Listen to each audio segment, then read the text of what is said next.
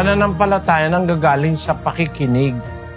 Para mapagyaman ang pananampalataya, dapat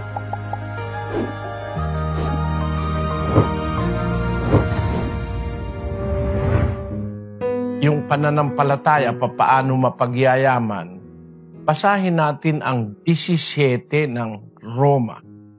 Kaya nga, ang pananampalataya'y nanggagaling sa pakikinig, at ang pakikinig ay sa pamamagitan ng salita ni Kristo. Ang sabi, ang pananampalataya nanggagaling sa pakikinig. Para mapagyaman ang pananampalataya, dapat nakikinig. Pero alin ang pinakikinggan? Ang pakikinig ang wika sa magitan ng salita ni Kristo. Para yumaman ka sa pananampalataya, kailangan nakakapakinig ka.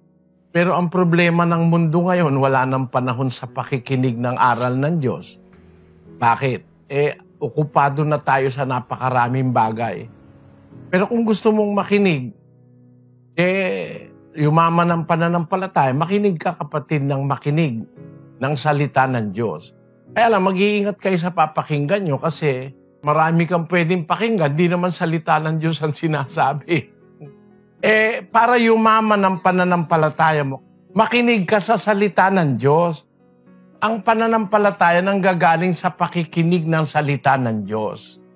At para ang pamilya natin ay mapagyaman din ang pananampalataya, katrabaho, lahat ng kakilala, mag-imbita tayo na makinig tayo ng salita ng Diyos. Kung gusto nyo, makinig kayo sa ating Bible exposition, kung saan yung tanong ng mga tao, binabasa ko ang sagot sa Biblia. Hindi ko sinasagot sa isip ko na sarili kong sagot, kundi yung nasa Biblia, babasahin ko. Kagaya niyan tanong na yan, paano yayaman sa pananampalataya? Huwag kang magsasawang makikinig ng salita ni Kristo. Kung wala kang ginagawa, kapatid, kung bawa yung panahon ng rest, open mo lang yun, magbasa ka ng Bible. Yayaman ang pananampalataya mo. Pero siyempre, mas mabuti pa rin yung nakakapakinig. Meron tayong account sa Facebook, meron tayong account sa YouTube. Ang dating daan, pwede kayong makinig ng salita ng Diyos. At ako, ang aking pangako sa mga tao, hindi ako nagtuturo nung galing sa aking sarili. Kasi, pag nagtuturo ka ng galing sa sarili mo, hindi ka tiwa-tiwala yun kasi ang maraming tao sinungaling pero pag ang binabasa mo, yun ang matatandaan mo, yayaman ang kaisipan mo, ang puso mo sa pananampalataya sa Diyos.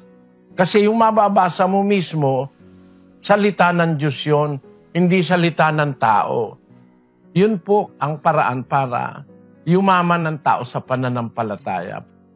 I was 17 years old then, nang mag-umpisa akong mag-aral ng Biblia. Kaya masasabi ko, yumaman na ako sa pananampalataya sa Diyos.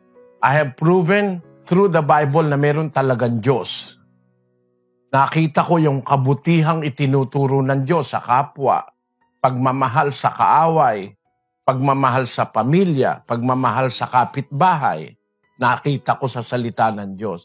Nakita ko yung pag-maintain ng mabuting budhi, yung hindi ka nag-iisip ng nagpaplano ng masama laban sa kapwa mo.